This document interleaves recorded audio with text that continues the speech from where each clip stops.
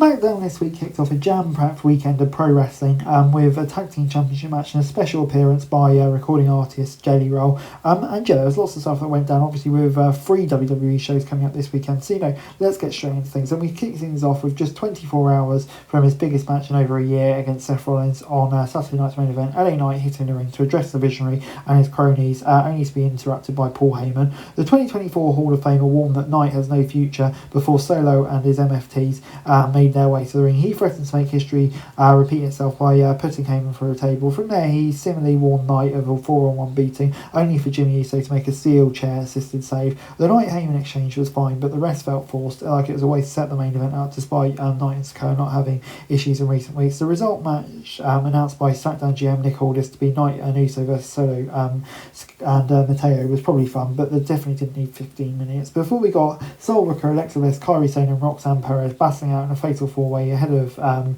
all being in that ladder match at the weekend. An action-packed match saw Ruka nearly steal the win before she got the soul snatcher to Perez and Bliss, only for Raquel Rodriguez to interfere on behalf of the former. Zaria got involved, and as did Oscar and finally Charlotte Flair, before Bliss managed to deliver Sister Abigail on Sane for the win. It's interesting to see Sane lose here, with a big deal made with her winning streak. So yeah, it was a nice showcase, but it just felt weird to give that away so soon. So yeah, I'm going to give it a 5 out of 10. Before we got the tag championship match, the Wyatt Six versus the Street Profits, and the Wyatt Six journey through the tag division continued its pursuit as they chased the top prize. In a long and back and forth battle saw teams exchange control of the bout before Ford and Dawkins rolled late. They looked to have a successful title defence in hand before Rowan pulled the former out of the ring, followed by a frog splash preventing a pinfall that likely would have ended the championship aspirations of Gacy and Loomis. Dawkins bowled over Rowan at ringside, but back inside the challengers capitalised on a missed frog splash that Ford delivered and delivered the suplex powerbomb combination of the win and the titles. The match was quite good and had the fans eating up near full. Ford and Dawkins are consistently good, and Loomis and Casey operate well. A PLE match would have been good, but I think giving him a high stage moment for the title change on this show kind of worked nicely. And yeah, I'm intrigued to see what Wyatt Six do with the belt. So yeah, I'm going to give it a 7 out of 10. Jelly Roll then returns to WWE TV and performed the theme song of last year's SummerSlam until Logan Paul interrupted the proceedings. Some cheap heat followed by a very pro-Nashville response for the musicians, descended into chaos as Randy Orton hit the ring and cut a scathing promo on a YouTube phenomenon.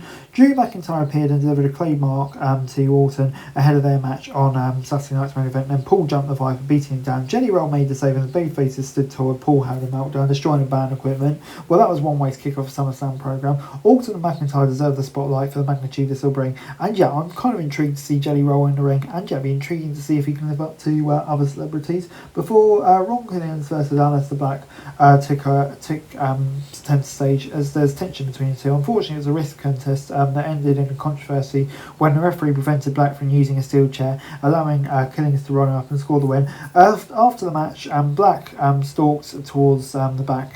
Coming out of the break, Damian Priest attempted to calm him down, only to suffer a beatdown. Black was a clear heel instead of a tweener with no clear motivations. If this quick match with R-Truth gets us to a Black Priest programme, even better. But yeah, for this alone, I'm going to get 5 out of 10.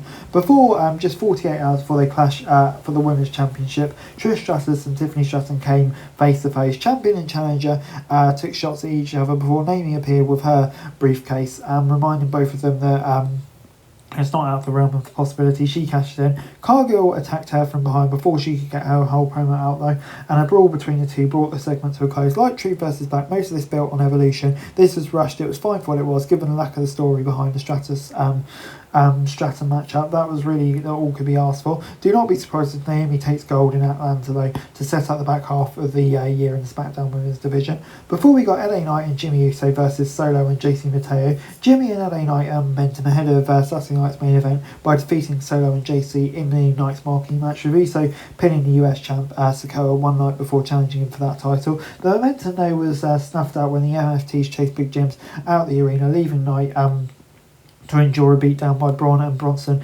that ended with a massive tsunami. Knight now enters Saturday's show weekend. His previously injured ribs once again smarting. How he responds against one of the best in the world remains to be seen. This match though was a ton of fun, as typically main event bouts are. Knight's the most popular guy and it really showed here. And yeah, hopefully it's something more consistent for him. 7 out of 10. And yeah, overall SmackDown this week gets a 5 out of 10 for me. I don't know, it was good enough for a build. There was some intriguing stuff there, but after being 3 hours, it kind of struggled with the pacing. I think just getting back used to 2 hours.